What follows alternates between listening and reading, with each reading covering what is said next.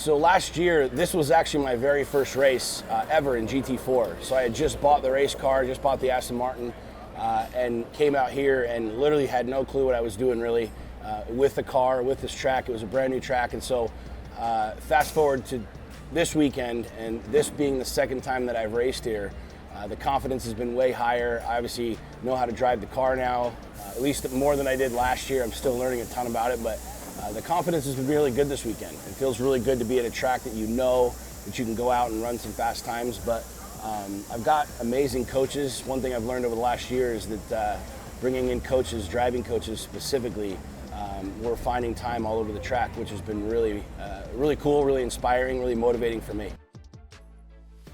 So each race weekend, I study the track extensively. I watch as much in-car video as possible from my teammates, from other teams, to really understand the camber of the courses, the curbs to avoid, the curbs that you can take, all of the different speed zones and things along those lines. So I do a lot of study on each race course before I get here, because I'm going up against guys that have been racing for 20 years.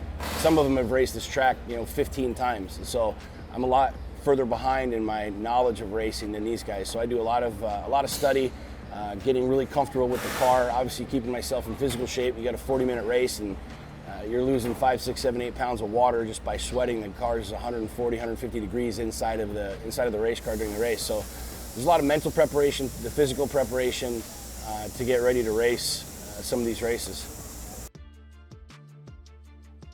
So there's a massive difference between racing Baja, which I've done for a number of years, to racing on the track.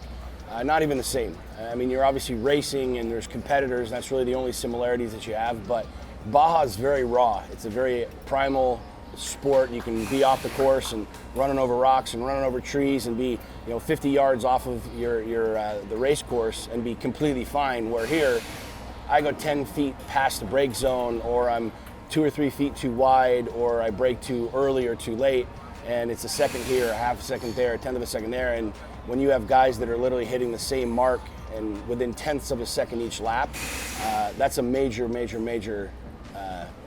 separating factor. So it doesn't sound like a lot, but the thing that I'm learning is 1 second a lap is literally a huge deal. So for me, working my finite skills, being able to be repetitive with the truck and hit the same mark over and over again, get comfortable in stopping and cornering is really important. But it's definitely different than my nature. My nature is being able to just run over trees and fences and stuff like that in Baja, and being out here, you have to be very precise with what you're doing and very predictable with what you're doing. And so it's a skill set that I'm working on. I'm getting better at.